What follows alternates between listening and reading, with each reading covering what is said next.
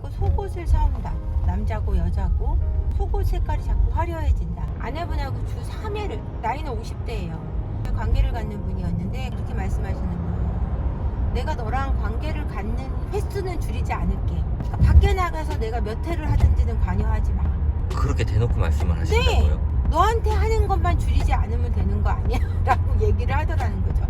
성중독, 관계 중독, 외도 쇼크 트라우마 이런 것들을 집중적으로 치료하고 있습니다. 부부였던 분들은 헤어지시는 분들이 계세요. 근데 예비 부부분들은 아직까지 그래도 환상이 계시기 때문에 부동산 임대차 서류가 나옵니다. 그 여자하고 얻은 집. 아, 따로 거기서 만나려고요? 네. 이 아내분들의 바람의 특징은 뭐냐면 병신 같은 남자들을 많이 만나요. 저 어릴 적에 아빠가 외도를 하셔가지고 집을 나가서 첩하고 사셨어요. 다른 여자랑 8살 때. 실례가 안 된다면 혹시 사유가 외도 이런 걸까요? 알겠습니다. 네. 아, 이렇게 상담 받으시고 깍지까지 네. 끼시고 같은 차 타고 가시는 거죠? 네. 예. 네, 조심하세요. 네. 감사합니다. 심리 상담, 부부 상담을 전문으로 하고 있는 리어그 대표의 세포 언니 한재원입니다. 어떤 뜻이 있는 거예요? 세포도 하나하나 행복하려고 노력을 한다 그러더라고요. 그래서 세포의 완전체인 인간은 더 행복해야 된다. 대표님 지금 많이 행복하신가요? 전 너무 행복하죠. 딸과 아들하고 같이 살고 있거든요. 뽀뽀 한 3번 하고 헤어졌는데 너무 행복하죠. 21살 아드님이 뽀뽀를 해주신다고요? 네, 입술에다 뽀뽀 해줍니다. 아, 그럴 수가 있나요? 혹시 오늘 일정이 어떻게 되시는 거예요? 회의하고 점심시간 없이 부부 상담 들어가고 개인 상담 연달아서 2개가 있고요. 5시에 라이브 있고 저녁에 전화 상담. 하루 종일 바쁘시네요. 네, 바쁩니다. 부부 상담이라는 게 부부 관계 개선 이런 건가요? 네, 그렇습니다. 경상도에서 한 부부가 오시고요. 뭔가 상담이라고 하니까 비용도 비쌀 것 같은데 대략 얼마 정도인지 알 수 있을까요? 초기 상담 비용은 40만 원을 받고 있어요.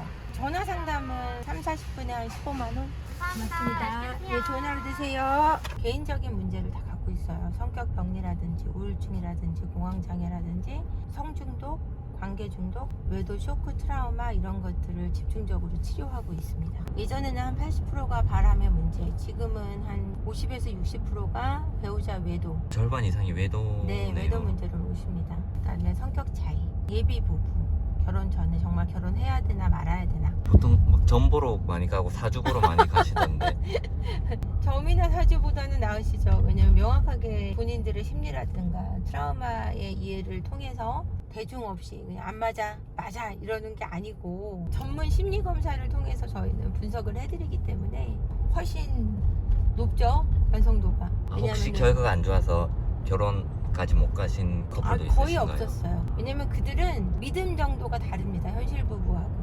부부였던 분들은 헤어지시는 분들이 계세요. 제가 이혼을 하시라고 한 케이스도 있고요. 근데 예비 부부분들은 아직까지 그래도 환상이 계시기 때문에 더 맞춰갈 수 있다는 의지가 훨씬 더 크세요. 지금 현재 부부분들은 열의 9쌍은 그래도 회복이 되시는데 한 쌍이신 분들이 왜 회복이 안 되냐면 해봤지만 안 됐었어 라는 과거에 대한 어떤 그 아픈 부정성 때문에 그걸 받아들이려고 안 하시는 분들이 계셔서 포기하시는 분들. 많은 분들 상담해 보셨으니까 이야기해보면 아, 이 사람이 약간 바람을 피고 있다 이런 느낌이 오시나요? 오죠.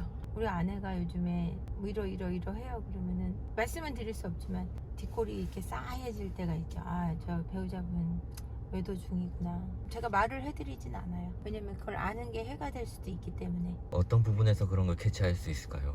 갑자기 남편이 자꾸 야근이 잦아져요. 아니면은 안 그러더니 카톡에 비번을 걸고 친구들이 자꾸 야한 걸 보내와서 그런다고 한다든지, 그럼 이제 조짐이 보이는 거예요. 자꾸 속옷을 사온다. 남자고 여자고 속옷 색깔이 자꾸 화려해진다. 본인 속은요? 그렇죠. 본인 속옷. 여자 속옷을 사오면은 그거는 좋은 의미죠. 우리 서로 뜨겁게 보내자 이런 의미인데, 근데 아니 그냥 요즘에 그냥 기분이 뭐 꿀꿀해서 그런 거야. 근데 그냥 속옷만 사오고 집에서 안 나가면 괜찮은데 자꾸 나가요, 그런 사람들은. 게으르던 사람이 자꾸 살을 빼고, 그럼 살을 빼면은 그러면 다 바람난 거냐 이렇게 물어보시는데 그게 아니고요. 남자들이 급하게 운동을 해요. 운동 효과가 진짜 너무 확실하게 나면서 바깥으로 돌아요. 이거는 외도의 징후예요.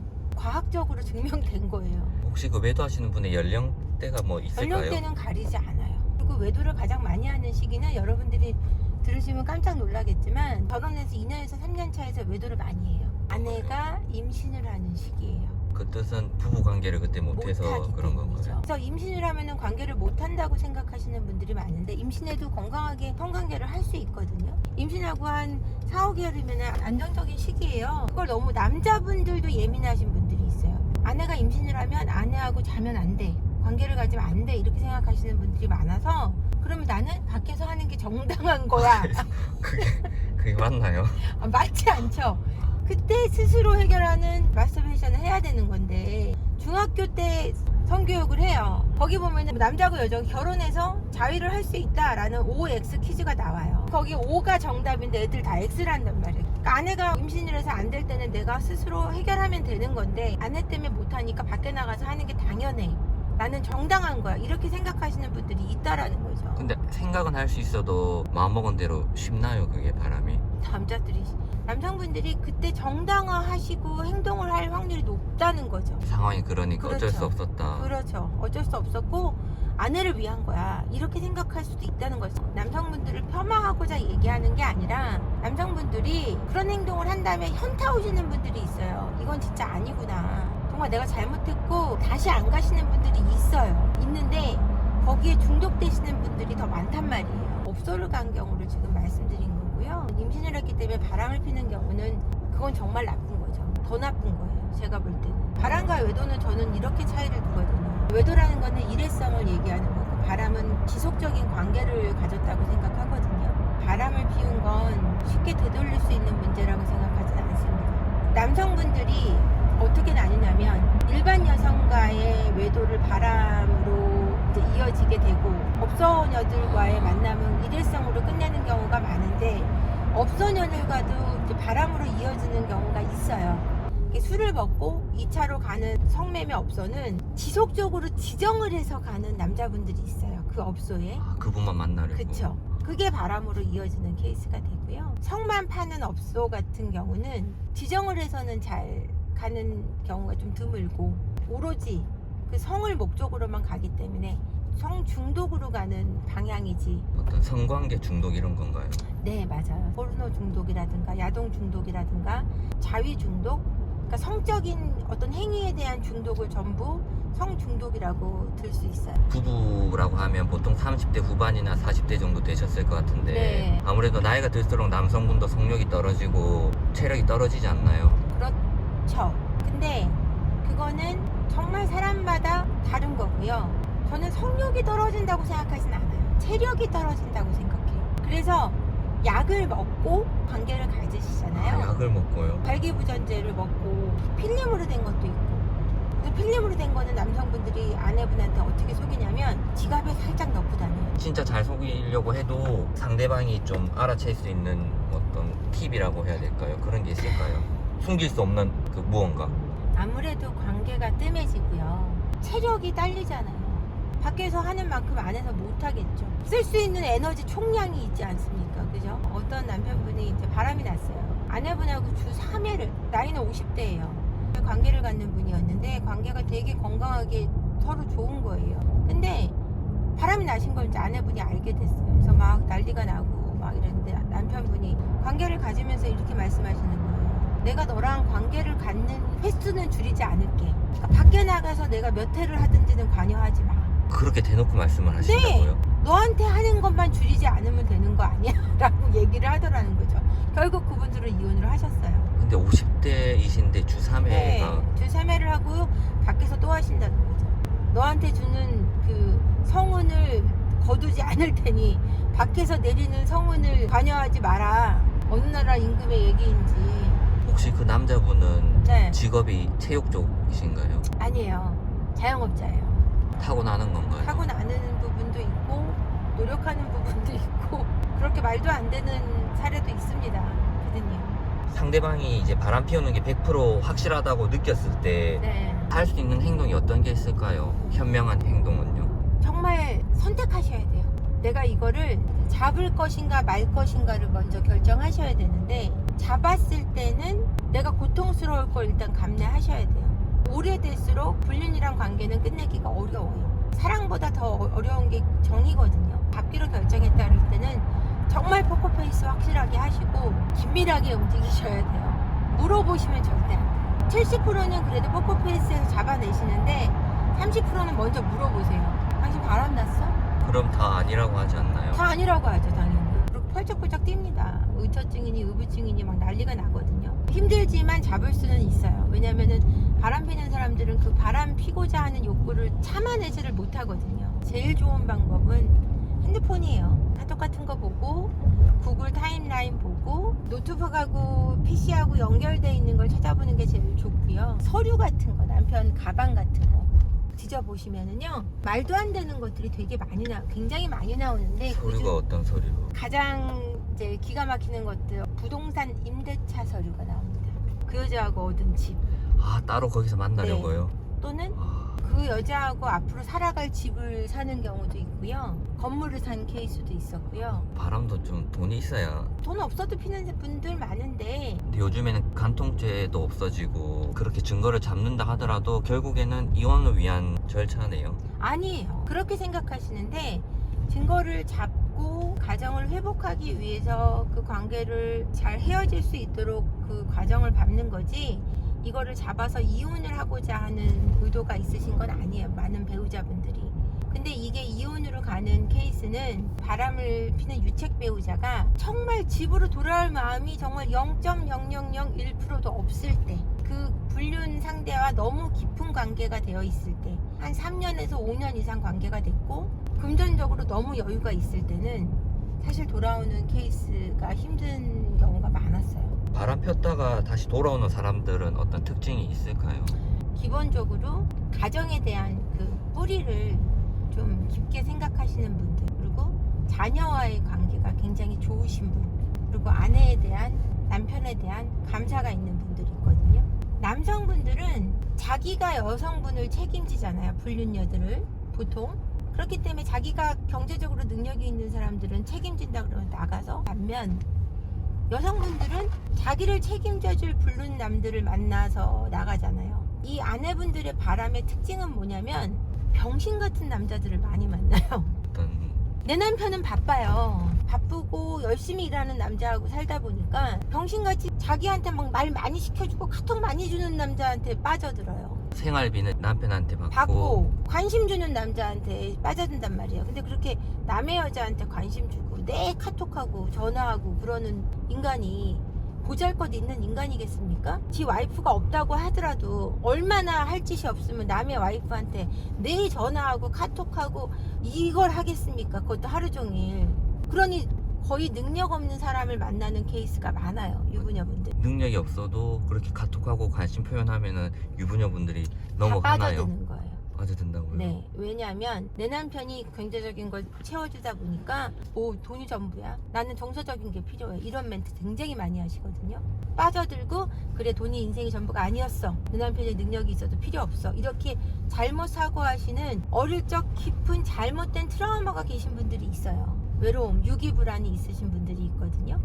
이런 분들이 그런 분들한테 빠져서 집을 나가시면 다시 돌아와요. 그 남자랑 살다가 못 살겠거든요. 살아보니까 그 인간이 좋은 인간이 아니라는 걸 알겠거든요. 남성분들이 돌아오는 케이스는 조금 드물어요. 자식들에 대한 그리움이 크고 살아보니 조강지처만 하지 못하다는 느낌이 드는 나이가 있어요. 한 60대쯤? 60대 너무 늦은 거 아닌가요? 너무 늦어도 어쩔 수 없어요. 결국은 돌아온다 그러잖아요, 남자분들이요. 70대에 돌아오신 케이스가 제일 많아요. 7, 80대. 깝깝하시죠? 보통 남자들은 육체적인 사랑을 원하고 여자분들은 정서적인 바람을 많이 핀다는 거죠. 그렇게 보면 되는 네, 건가요? 맞아요. 근데 그렇다고 여자들한테 육체적인 사랑이 중요하지 않냐? 그렇지 않습니다. 비슷한데 여자들은 정신적으로 사랑이 빠졌을 때 육체적인 감각이 더 뛰어나지고, 남성들은 육체적인 감각이 더 중요하게 여긴다라는 거예요. 전후가 바뀐 것 뿐이지 어느 것을 더 소중히 여긴다라고 얘기할 수는 없어요. 어떤 분들은 이렇게도 얘기하세요. 남성분들은 그 육체적인 관계에서 느끼는 정도가 거의 비슷하기 때문에 어떤 대상이든 정서적인 걸 더 중요하게 여긴다. 남성분들도 그럴 그렇죠. 수도 있겠네요. 그렇죠. 왜냐면 비슷한 쾌락 정도를 느끼는데 육체적인 바디로는 이 여자의 어떤 리액션, 호응, 네. 여기서 굉장한 많은 걸 느끼거든요. 어쩌면 남성들이 정서적인 부분이 더 중요할 수 있다라는 설도 있습니다. 중장년층 분들은 혹시 어디서 바람을 많이 피우시는 걸까요? 동창회. 동창이에요? 예. 동창회 나가면 안 되는 거네요. 안 되죠. 30년, 35년 만에 안 보는 친구들인데 거기로 돌아가면 그 시절 그 나이가 된 기분이 들어요. 우리가 식당 가서 이렇게 앉아있으면 60대, 70대 분들 만나고 너 그때랑 똑같아. 우리가 볼 때 할아버지, 할머니인데 무슨 그런 느낌인 거예요. 초등학생이 된 느낌이 들고 중학생이 된 느낌이 들고 너무 행복하지 않겠어요? 내가 그 나이가 돼서 순수해지고 정말 나를 그때 그 시절에 나로 봐주고 순수한 마음으로 서로를 대할 수 있잖아요. 근데 머지않아 그 순수한 게 더티해져서 문제죠. 그 중에 1등은 회사예요. 회사. 공통된 주제를 갖고 일을 하고 사람은 대화를 많이 하면 친해져요. 회사 일만큼 대화를 많이 할 수 있는 건 없어요. 힘든 이야기, 좋은 이야기, 그리고 나를 가장 많이 이해해주는 어떤 이성, 동성은 경쟁 상대가 되기가 굉장히 쉽거든요. 회사 내에선 정치적이잖아요. 회사가 경쟁 상대가 되지 않는 이성적인 어떤 뭐 상하 관계든 동등한 관계든 그런 관계에서 아무래도 불륜이 될 가능성이 높고 요즘엔 신박하게 오픈 채팅. 제 사무실입니다. 대표님 사무실이 제일 좋네요. 화사하고.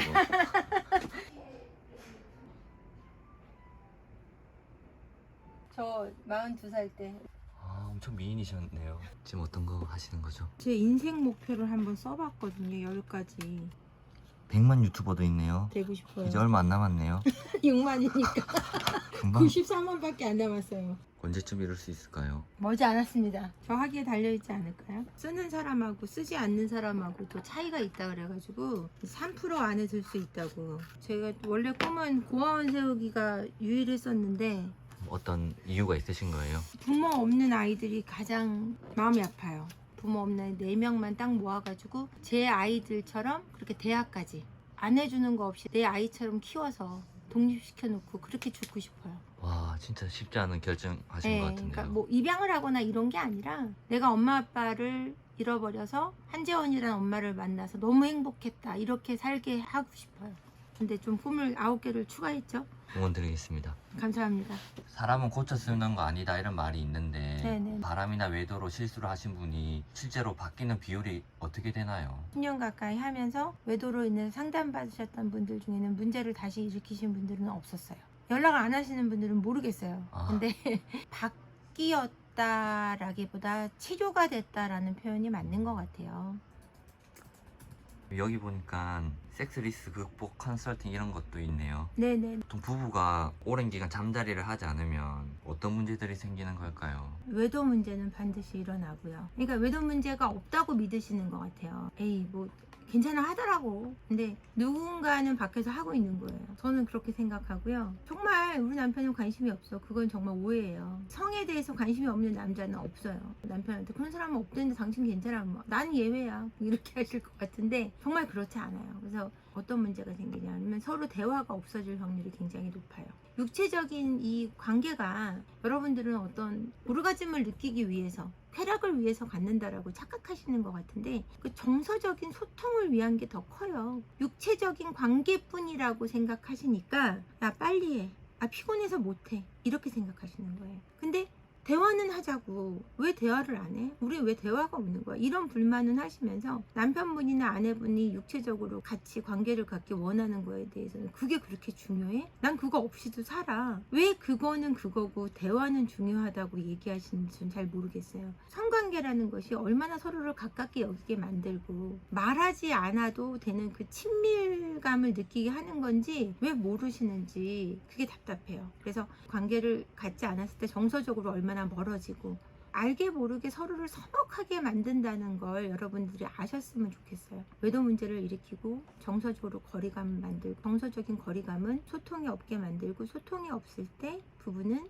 갈라지게 돼 있다는 거죠. 아, 그 부부 관계에서 많은 것들이 또 이어지네요. 파생되는 거죠. 처음에 다 엄청 사랑해가지고 서로 결혼을 했는데 관계를 안 하게 되는 이유는 어떤 게 있을까요? 여러 가지 문제가 다 있겠지만 그 중에 가장 큰 거는 이 관계 속에서도 매너리즘에 빠지는 것 같아요. 똑같은 방식으로 관계를 맺게 되거나 아니면 한 명이 너무 고정되어 있는 형식으로 관계를 갖고자 하거나 보수적으로 행동을 한다거나 그러니까 관계가 재미없게 한다라는 거죠. 그 경우도 들 수 있고요. 또는 크게 싸웠거나 낮에 크게 싸워서 밤에 관계를 가질 때 관계를 하고 싶지 않아지는 거예요. 미운데 네가 좋은 거 다 싫어. 이런 식의 관점이 갖게 되기도 하더라고요. 한 번 그렇게 되면은 또 두 번 관계를 갖지 않게 되고, 또는 한쪽에서 원했는데 한쪽이 한 3번 정도 거절을 했어요. 3번 이상 거절당하면은 자존감이 그렇게 상한다고들 얘기하세요. 또는 임신을 하기 위해서 관계를 가질 때 내가 꼭 뭐 씨바지 소가 된 것 같다. 그래서 그런 관계를 갖다 보면 그 다음부터는 성적인 흥분이 생기지 않는다.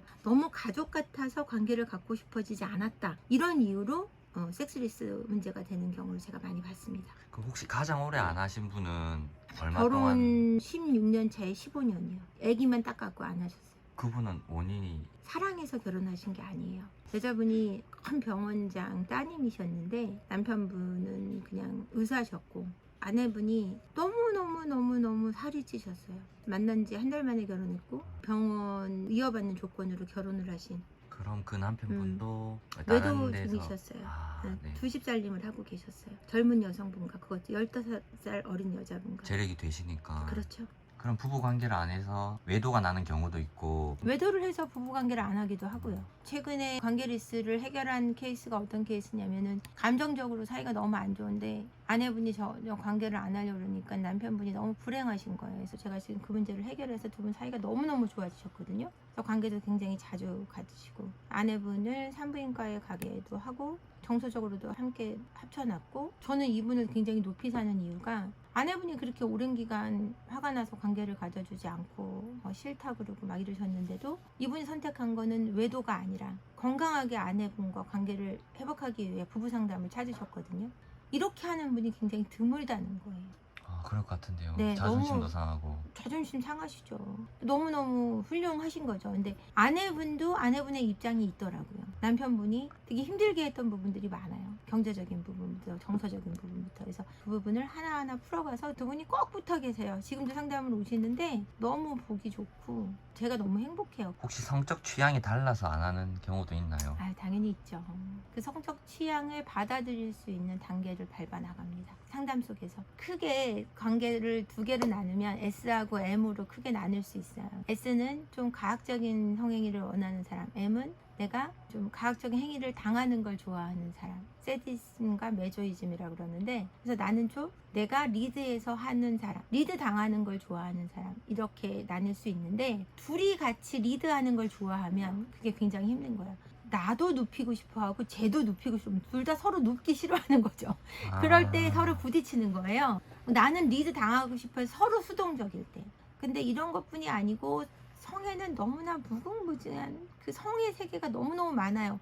제가 여기 차마 유튜브라서 말할 수 없는 것들이 너무 많은데, 말씀해 주셔도 됩니다. 여러분, 변태라고 표현하면 굉장히 나쁘다고 생각하시잖아요. 변태적인 사람 못 살아. 그렇지 않아요. 이걸 좋아하는 사람도 있고, 내가 변태적인 거를 바라는 사람도 있고, 하는 걸 원하는 사람도 있어요. 근데 변태적이라는 것은 내가 변태라고 생각하면 변태지만 이걸 내가 즐기는 행위로 규정 지으면 이게 즐기는 행위가 되는 거예요. 그래서 이것들이 맞아야 되는데, 그걸 하면은 혐오스럽고 이걸 나뉘는 걸 너무 극단적으로 하시는 분들이 있거든요. 이때 부부가 안 맞을 수 있어요. 그리고 차마 내 아내에게는 그걸 말 못하거나 내 남편에게 그걸 바란다고 내가 말하지 못하는 거예요.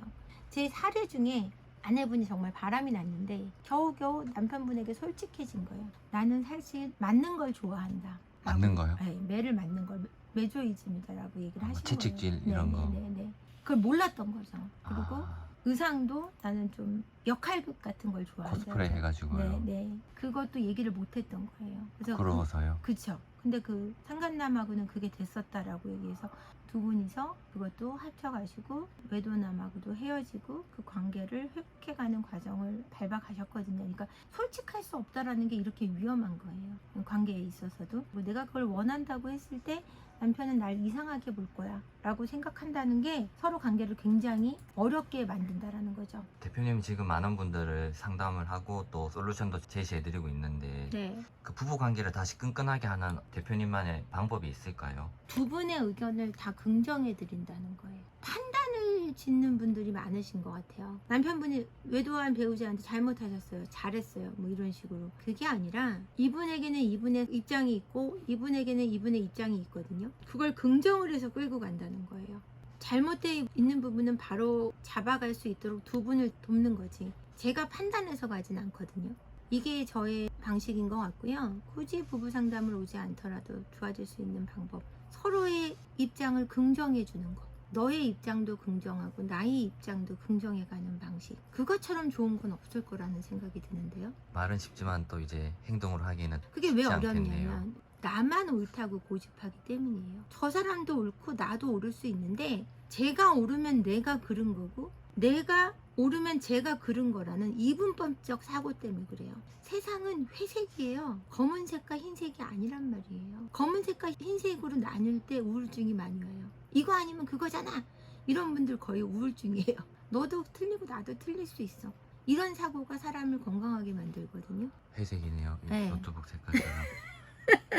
그래 우리 그럴 수 있구나라는 생각으로 함께 나아가시면 훨씬 사이가 좋아지시지 않을까 싶어요. 그럼 부부 사이에 게임을 하면 관계에 나도 사실은 해보고 싶었는데 요구해서 해주기는 자존심 상할 때 그냥 젠가 게임이나 고소 게임을 통해서 내가 어쩔 수 없이 해야 되는 거면은 하면서 재밌을 것 같아요. 여기도 러브젠가 있나요? 없어요 저희는. 아, 네. 섹스 테라피 비디오 동영상이 있어요. 동영상이라면 연인끼리 서로 이제 애무하는 방식이라든지 아니면 관계를 갖는 스킬을 3시간짜리 이렇게 출연하신 배우분들은 배우가 아니고요. 그거는 강의 형식으로 되어 있어요. 전 야동을 생각했네요.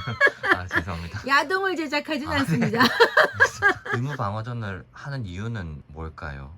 6개월에 한 번 관계를 갖는다. 그건 도대체 왜 하냐 그랬더니 너무 멀어질까봐 아내를 보고 도저히 흥분이 되지 않아서 작은 방에 가서 야동을 보고 발기시켜서 관계를 억지로 갖고 이제 끝낸다. 6개월에 한 번. 남이 되지 않으려고 그러시는 것 같아요. 근데 그렇게 한다고 이어질 수가 있나요, 관계가?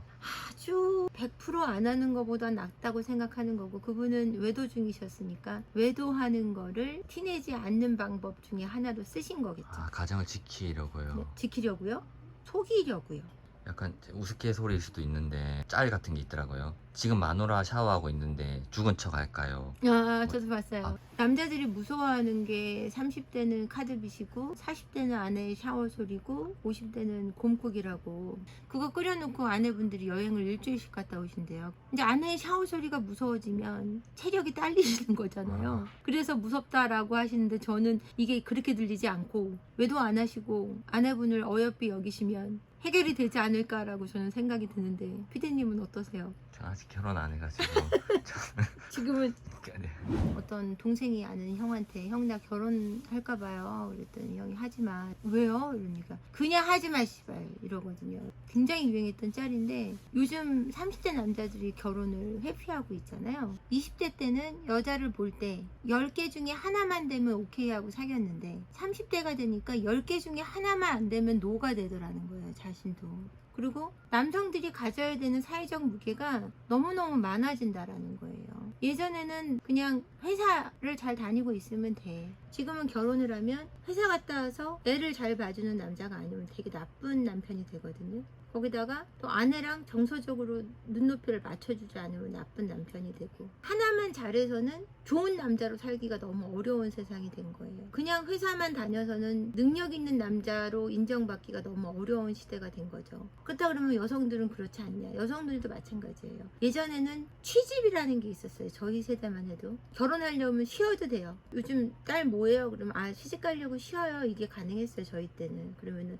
아우 참하다 그랬어요. 요즘엔 딸 뭐예요? 그래서 아 집에서 결혼하려고 쉬어요. 그러면 어머 걔는 시집 다 갔네요. 그만큼 달라졌다고요. 남성이건 여성이건 서로 원하는 게 너무 많아진 시대여서 결혼이 자꾸 없어지고 비혼주의로 가고 있을 뿐 아니라 근데 또 결혼하면 좋다고 하더라고요. 남자들이 결혼하면 제일 좋은 이유는 한 가지라고 생각한다 그러더라고요. 어떤 거요? 내가 좋아하는 예쁜 여자랑 자주 잘 수 있는 거. 그렇다고 믿고 결혼을 하는데 야 결혼하면 맘대로 섹스할 수 있을 줄 알지? 근데 아니야 허락받기가 더 힘들어 이렇게 얘기를 한다는 거죠. 결혼한 친구 있어서 물어보니까 네. 결혼하면 엄청 좋다고 하더라고요. 뭐가 좋대요? 그냥 좋대요. 엄청 좋은데 네. 안 하면 더 좋다고 해가지고 제가 아까 사무실에서 불륜이 제일 많이 일어난다고 하셨는데 사무실 말고 생각지도 못한 그런 곳이 있을까요? 정말 깜짝 놀랄 정도로 신박해요. 밑에 층 주부하고 분리수거 시간이 자꾸 남편이 길어져서 내려가 보니까 분리수거를 하고 있는 게 아니라 차량에서 바람을 피고 있는 걸 발견한 케이스도 있고요. 와이프가 집을 비운 사이에 옆동에 있는 아줌마를 우리 집에서 그리고 또 특정한 아파트의 편의점에 계속 남편이 가는 거예요. 남편은 편의점을 한 번도 평생을 간 적이 없는 사람이에요. 자기 속으로. 알고 보니 거기에 집을 사서 상간녀와 살고 있는 거예요.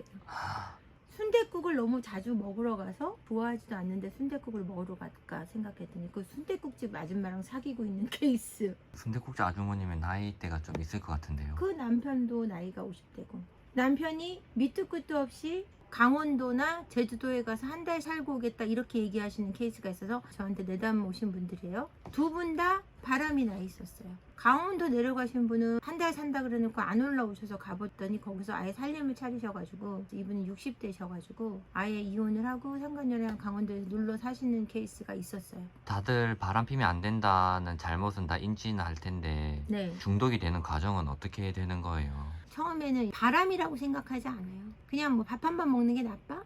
밥만 먹는데 어때? 그러다가 그래 한 번쯤은 괜찮겠지. 한 번만으로 끝내자. 이런 식으로 해서 바람으로 이어지고 내가 이렇게 하는 데는 내 잘못만이 아니야. 내 배우자의 잘못도 있어. 난 나대로 너무 외로워. 나도 살려고 이러는 거야 라고 자기 합리화를 찾고 자기 방어를 하게 돼요. 자기도 모르게 바람에 중독이 되는 거죠.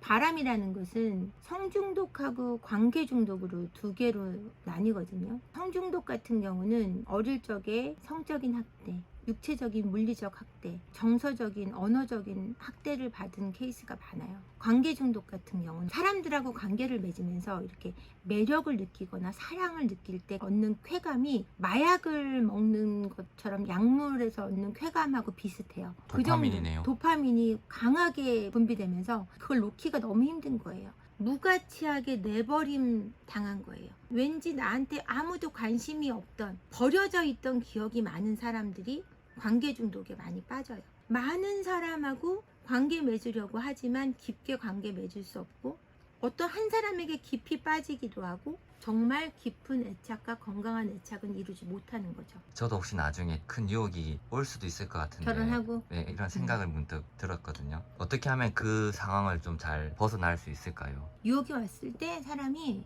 묘하게 너무 달콤해요. 요 순간 요거 좀 어때? 뒤에 아무 문제 없으면 되지. 아무 생각이 안 들거든요. 그때 정신을 차리셔야 돼요. 이게 절대 안 걸릴 수 없고 이게 걸리는 순간 나한테 너무나 많은 걸 잃어버릴 수 있다는 사실을 바짝 하고 정신 차리셔야 돼요. 내 가정이 끝나고 내 아이들이 정말 병든다는 거, 정말 끝간데 없이 나락으로 떨어질 수 있다는 거, 더불어서 내 인생도 망가진다는 걸 생각하셔야 돼요. 정말 이게 안 걸릴 수 없다는 것만 명확하게 아시면 멈출 수 있는데 절대 안 걸린다고 믿기 때문에 바람을 피시는 거예요. 꼬리가 길면 잡히는데 꼬리가 짧아도 걸린다는 거죠. 짧아도 잡히는 거. 네. 꼬리는 꼬리라는 거죠. 보니까 요즘에 스파이 앱 이런 게 있더라고요. 있어요. 그런 거 깔아서 해도 법적 증거로 되는 건가요? 그게? 절대 법적 증거로 쓰이지 않을 뿐더러 스파이 앱을 까시는 아내분들, 남편분들이 생각보다 많아요, 여러분. 그걸 하면 뭐가 안 좋냐면요. 사람이라는 것은 민낯이 있는 거예요. 저 화장 벗으면은 말할 수 없을 정도로 진짜 보기 힘들거든요. 그게 민낯이에요. 네. 그 민낯을 다 보고 상대방하고 살아갈 수 없어요. 그것뿐이 아니고 본인도 본인 민낯을 다 사실은 모르거든요. 내가 내 입으로 뱉는 말도 진실이 아니란 말이에요. 100%는. 그 진실을 알겠다고 스파이 앱을 까는 순간 둘이 같이 불행해지는 거예요. 진실이 때로는 너무 해로울 수 있어요. 어느 정도의 진실만 아시면 되는데 쓸 수도 없는 그 증거를 가지고서 서로 괴로운 일은 하지 않으셨으면 좋겠어요. 1년 내내 거기에 노예가 되셔가지고 막 피폐해지셔가지고 저한테 오세요. 증거는 잡지만 뭐가 남죠? 트라우마가 남고 너무너무 괴롭고 두 분 사이에 믿음이라고는 일도 존재하지 않은 채로 함께 살아가셔야 돼요. 이혼이 두려워서. 근데 그게 다는 아니잖아요. 두 분 사이에 살아오신 게. 그리고 안 볼 때 하는 말이 어떻게 다 진심이겠어요. 그냥 센 척 하느라고 하는 말도 있고 그 상대방 듣기 좋으라고 하는 말도 있고 그런 말들이 다 나 없을 때 하는 말은 진심이고 나 있을 때 하는 말은 진심이 아니에요? 들고 다닐 때 일상생활의 내용이 다 들려요. 식당 아줌마한테 가서 여기 밥 주세요 이모님. 우리 마누라 밥보다 맛있네. 이런 얘기도 다 들리는 거예요. 소름인데요. 너무 불행해지는 거예요. 와이프한테 700만 원을 주면은 이혼율이 거의 제로라는 게 좀 시간이 지났으니까 지금은 한 월 1000이 돼야 되지 않을까 싶긴 한데 무슨 일을 해도 이혼을 잘 안 한대요. 근데 상담을 오래 해보니까 꼭 그렇진 않더라고요. 돈이 다는 아니고요. 남편분이 재산이 많을수록 이혼에 대해서 주저를 많이 하세요. 이건 또 상대적인 게 너무 돈이 없어도 이혼을 주저하세요. 이혼하고 나서 살기가 힘드시니까. 본인의 친구가 너무 불쌍하다. 그 남편이 너무 나쁜 놈이다. 바람이 나서 집을 나갔는데 돈을 잘 버니까 생활비를 애들이 2명인데 700만 원을 보내주고 바람이 나서 딴 여자랑 산다 그러더라고요. 그래서 좋은 사람이네. 제가 그랬거든요. 왜요? 그러는 거예요. 그래서 아니 그래서 나가도 생활비를 많이 주고 책임을 다하니까 그래도 아주 나쁜 놈은 아니에요. 바람을 피면서 외도를 하면서 집을 나가서 생활비를 끊어버리는 사람들이 너무 많기 때문에 그래도 아이들의 생계를 책임지기 위해 그 책임을 하는 사람들은 그래도 조금 덜 나쁜 사람? 근데 700만 원이면 여자들이 이혼을 안 한다. 그래서 여자들이 돈 때문에 산다. 이렇게 생각하시면 안 될 것 같아요. 그럴 때 내 아이들을 지킬 수 있는 가능성이 높으니까 그래도 내 아이들을 부족하지 않게 키울 수 있는 조건은 되니까 그래도 지키려고 노력한다라고 저는 표현하고 싶은데요. 이 자리까지 오시면서 제일 힘들었던 점은 어떤 게 있으셨어요? 저 어릴 적에 아빠가 외도를 하셔가지고 집을 나가서 첩하고 사셨어요. 다른 여자랑 8살 때. 그래서 엄마가 남동생만 데리고 부산으로 가버리셨어요. 친정으로 한 4년 5년간. 그때 엄마 없이 제가 컸거든요. 언니들하고 할아버지랑. 할아버지가 저희를 너무 많이 때리고 밥 차려라 뭐해라 하면서 집에 불을 지르기도 하고 화가 나시면 술을 드시면 아빠 나가 사시고 그러니까 언니들도 이제 철이 없으니까 언니들이 하기 싫으니까 저한테 하라고 때렸거든요. 8살인데 8살, 9살 이렇게 살아가는데 너무너무 힘든 거예요. 아, 엄마가 안 오겠구나 이런 판단이 서더라고요. 자살을 하려고 지하실에 들어가서 운동화 끈으로 목을 맸었거든요. 목을 딱 맸는데 운동화 끈이 끊어진 거예요. 땅에 탁 엉덩이가 쿵 하고 떨어졌어요. 제가 처음 든 생각이 살았다 였어요. 그래갖고는 그때 이후로 이제 열심히 살아오면서 엄마가 중학교 때 돌아오셨고 아빠도 그때 첩하고 헤어지고 돌아오셨어요. 남자가 바람피다가 돌아오잖아요. 그러면 사업이 안 돼요. 사업이 잘 될 때 이제 첩이 생겼고 집안이 이제 막 망해가는 거예요.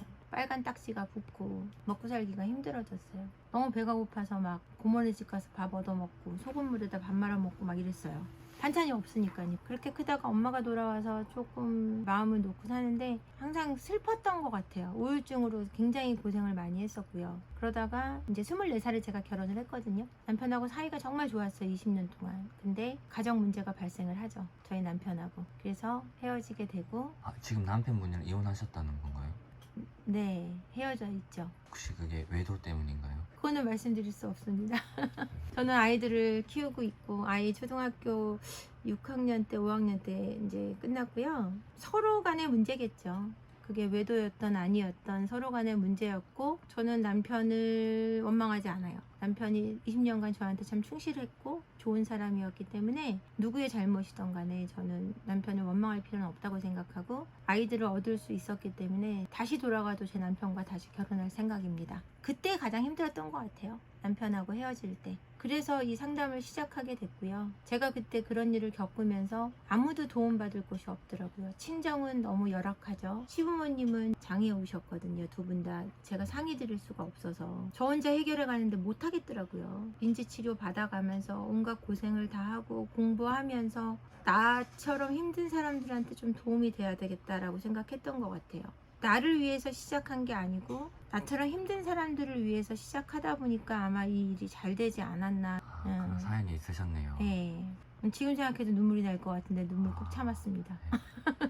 결혼 생활하면서 여러 가지 문제로 힘들어하고 계실 분들이 많으실 텐데 그분들께 한 말씀 해주신다면요? 제가 결혼 생활을 하면서 한 5년간 너무 행복했어요. 어느 정도로 행복했냐면 자다가 벌떡 일어나서 주변을 막 이렇게 훑어봤어요. 이 원룸 1000에 18만원짜리 방이었는데 이 방을 그리워할 때가 올 거야. 나는 이 순간 너무 행복해서 이 방을 훑어보던 이 시간을 돌아볼 거야 라고 생각했었는데 왜 그랬었나 라고 생각을 해보니까 내가 중심이 되기보다 내 남편을 어떻게 행복하게 해줄까가 중심이었던 것 같아요. 이 사람이 행복하고 웃으면서 내가 같이 행복했던 것 같아요. 그러니까 저도 좀 뭐 자존감이 강한 사람은 아니었기 때문에 이 사람하고 함께하는 게 너무 행복하고 이 사람이 날 보며 웃는 게 행복하고 이 사람한테 맛있는 걸 해주면서 내 행복을 느끼고 이렇게 함께하는 게 너무너무 행복해서 거기에 집중했는데 5년이 지나면서 제가 중심이 됐어요. 이 사람이 날 행복하게 해줘야 되고 이 사람이 나 때문에 희생해야 되고 이 사람을 내 맘대로 해야 되고 이 사람이 내 말을 안 들으면 불행하고 그렇게 중심이 바뀌더라고요. 그러면서 제가 참 불행해졌던 것 같아요. 우울감이 오기 시작하고. 그러니까 여러분들 행복하려면 내가 중심이 돼서 행복하기보다는 이 사람을 위하는 마음이 기본적으로 들어 있어야 되는 것 같아요. 내 맘대로 하려고 하는 마음이 들 때부터 불행해졌거든요, 저는. 그러니까 그거는 나의 어릴 적 불행했던 집안에 대한 불안이 작용했던 것 같아요. 내가 불행하지 않으려면 얘를 내 맘대로 해야 돼 라는 마음이 드는 거예요. 여러분들도 아마 남편을 내 맘대로 하거나 내 아내를 내 맘대로 하려고 하는 분들 있을 거예요. 그럼 굉장히 짜증나거든요. 내 맘대로 안 될 때. 그런 마음에서 벗어나서 내가 내 스스로 얼마나 행복한지, 나는 나로서 온전한지를 돌아보시고 그 안에서 저 사람을 한 사람으로서 건강하게 바라보는지 그거를 생각해 보셔야 될 것 같아요. 지금까지 좀 바람이라든지 무거운 주제로 이야기를 많이 해주셨는데 그게 제일 가볍죠. 네. 그래서 이 영상 보고 결혼하기 무섭다 이렇게 생각하시는 분도 있을 것 같은데 네. 그분들께 가볍게 한 말씀 해주신다면요. 결혼은 해서 후회할래 안 해서 후회할래 저는 단연코 해서 후회하는 쪽을 선택드리고 싶어요. 안 해서 후회하면 해본 거에 대한 항상 미련이 남으실 텐데 하고 나서 후회하시면은 그래도 남는 게 있어요. 항상 수업료는 내고 나면 배운 게 있거든요. 결혼이라는 수업료는 여러분에게 진짜 인생이 뭔지에 대해서 알려드릴 거예요. 뜬구름 잡는 얘기 같지만 내가 정말 선택해서 한 결혼이고 이 사람을 사랑해서 한 결혼이고 나와 다른 거에 대해서 인정해주는 삶이라면 여러분 반드시 행복할 수 있고요. 그리고 함께하면 결혼하는 순간 부자 될 가능성이 높아지고요. 함께 살면 수명도 4년에서 8년이 길어진대요. 오래 사실 수 있고요. 나 닮은 주니어가 태어나는 거는요. 세상에 지각 변동이 일어나요. 지금 살고 있는 세상하고는 정말 다른 세상이 열립니다. 그 다른 우주를 경험해 보시기를 적극 권해드리고 싶습니다. 그러다 힘드시면 저한테 오시면 돼요. 제가 다 해결해 드리겠습니다. 걱정하지 마세요. 오늘 간단하게 어떤 일로 오셨는지 좀 알 수 있을까요? 부부관계 개선 때문에 오게 됐어요. 혹시 이혼 때문에 오신 건가요? 네네네. 처음에는 근데 이렇게 상담 받고 나서 어떻게 좀 개선의 솔루션을 찾으셨을까요? 네, 서로를 다시 조금 이해하게 되고 각자의 행동에 대해서도 다시 돌아볼 수 있는 시간이 된 것 같아요. 실례가 안 된다면 혹시 사유가 외도 이런 걸까요? 알겠습니다. 네. 첫 상담하신 거예요? 아니에요. 몇 회지? 9회차입니다. 비용도 꽤 비싸긴 하더라고요. 네네네. 근데 그 정도 비용을 내시고 이렇게 상담 받을 만 하신가요? 어떠세요? 저기 대구에서 여기까지 운전해서 오기가 쉽지 않거든요. 계속 올 정도면은 엄청난 효과를 보고 있는 것 같습니다. 어떻게 보면 좀 선배님의 입장이 될 수도 있을 것 같은데 네. 상담을 고민하시는 그런 분들께 그냥 짧게 한마디 해주실 수 있나요?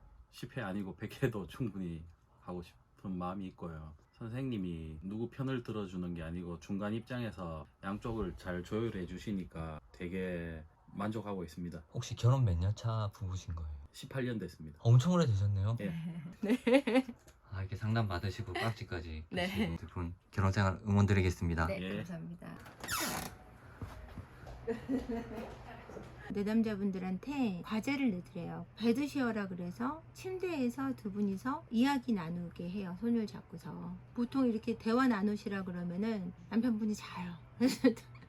주무시지 않도록 타이머를 30분만 맞추고 손을 잡고 예전에 좋았던 시절의 이야기만 나눌 수 있도록 어렵지 않도록 주 1회에서 2회, 3회 이렇게 늘려갈 수 있도록 도와드리고 이런 숙제를 이제 잘해 오시면은 나중에는 침대에서 끌어안고 있는 걸 허그하고 있는 걸 과제를 내드려요. 서로 만져주고 스킨십하고 이런 숙제를 내드리는데 처음에는 옷을 입고 하다가 그 다음에는 속옷만 입고 하다가 그 다음에는 전부 벗고 이런 식으로 점차적으로 이렇게 스킨십도 늘려갈 수 있도록 과제를 내드려요. 본인들도 모르게 그 친밀도가 높아져 가거든요. 섹스리스가 아니어도 이 과제를 내드리기도 하고요. 상담소에 오시는 분들은 거의 80%가 섹스리스기도 하고요. 그렇게 많으세요? 네, 그리고 섹스만으로 모든 것을 풀려고 하는 또 남편분들이 있어요. 또 아내분도 있어요. 속옷만 입고 서로 만져주는 정도의 스킨십, 머리를 쓰다듬어 준다든가 볼을 만져준다든가 손을 잡아준다든가 서로 마사지를 해준다든가 이런 정도의 스킨십만. 그 대신 관계는 갖지 마라. 왜냐면은 성중독에 빠져 계신 분들은 금욕을 해야 되는 시기가 있기도 하거든요. 그 숙제 통과하면 그 다음 숙제는 어떤 거예요? 관계를 한번 하고 온다든지 같이 야동을 보고 온다든지 두 분이서 대화를 나누면 소통을 잘 못하시거든요. 한국말을 하는데 받아들이시는 게 달라요. 제가 해석을 해드려야 돼요. 그걸 연습하시다 보면은 나중엔 두 분이서 그 대화를 듣고 반영하고 공감하고 다시 그 자신의 의견을 얘기하고 이런 대화를 하실 수 있는 힘을 기르시게 되죠. 다들 숙제 잘 해오시나요? 숙제 잘 해오세요. 그냥 오늘 1주차 왔으니까 숙제해야 되고 2주차니까 숙제해야 돼 이게 아니고 이분들이 흡수할 수 있는 단계가 됐을 때 제가 숙제를 내드려요. 케이스에 따라서 다르게. 아 그렇겠네요. 아직 서로 풀리지 않은 게 있는데 갑자기 말도 안 돼요. 되겠네. 그래서 1주차 이렇고 2주차 이렇고 3주차 이렇고 이렇게 해서 가면 반감이 굉장히 강해요. 부부관계는 다 특수해요. 각 부부마다 커플마다 같은 문제라고 해도 그분들의 특수성을 다 고려해야 되는데 그렇게 하지 못해서 부부상담소에서 부부상담을 실패하는 경우가 생기는 거예요. 일반적인 부부들이 문제가 있어서 오셨을 때 보통 5회나 뭐 10회 정도면 해결이 된다라든지 그런 평균적인 횟수가 있을까요? 평균적으로 한 10회에서 15회 정도가 되는 것 같고요. 되게 단기적으로는 6회, 되게 늦으시면 20회. 그 정도 아니면 어느 정도 그래도 해결책이 네, 보인다는 해결이 거네요. 됩니다. 혹시 지금까지 총 몇 커플 정도 이렇게 상담을 하신 거예요? 전화 상담까지 막 이런 상담까지 다 하면은 한 2, 3만 건 되지 않을까 싶습니다. 대표님 오늘 이렇게 촬영해 보셨는데 좀 네. 어떠셨어요? 제 삶에 대해서 막 돌아보고 이렇게 하고 싶은 얘기 다 하니까 너무 재밌었고요. 항상 제가 살아가면서 생각하는 게 뭐냐면 제 아이들을 위해서 제 삶을 건강하게 살고 싶다. 이거 보시는 분들도 항상 본인의 삶을 건강하고 열심히 살고 싶은 목적이 분명하셨으면 좋겠어요. 부부상담, 심리상담을 하면서 가장 기쁜 게 뭐냐면 처음에 이혼한다고 이렇게 오셨다가 끝나고 가시면서 화장실 가면 서로 옆구리 꼬집고 막 까르르 웃고 막 가세요. 그러면은 제가 이렇게 안쪽에서 보고 있으면 그게 그렇게 웃겨요. 저 혼자 막 현우 터지거든요. 그걸 보면서 못 살겠다고 저런 남자 저런 여자랑 못 살겠다고 막 이러시다가 너무 좋아서 돌아가시는 걸 보면 그게 너무 귀엽고 예뻐요. 상담 전에 항상 힘들어요. 내가 오늘 이 상담을 정말 잘해낼 수 있을까라는 긴장이 매일매일 돼요. 상담에 들어가면 저도 제가 아닌 것 같아요. 너무너무 재밌고요. 그분들이 어려운데 넌 재밌냐 이게 아니고요. 정말 그분들 인생 속으로 제가 확 빨려 들어가면서 이분들의 삶을 제가 행복하게 만들고 있다는 사실에 대해서 저의 효능감을 느끼면서 행복해져요. 이걸 보시는 분들도 항상 행복하셨으면 좋겠고요. 제가 살아가는 모습 보여드렸는데 보시고 용기를 얻으실 수 있는 부분이 있었으면 좋겠습니다.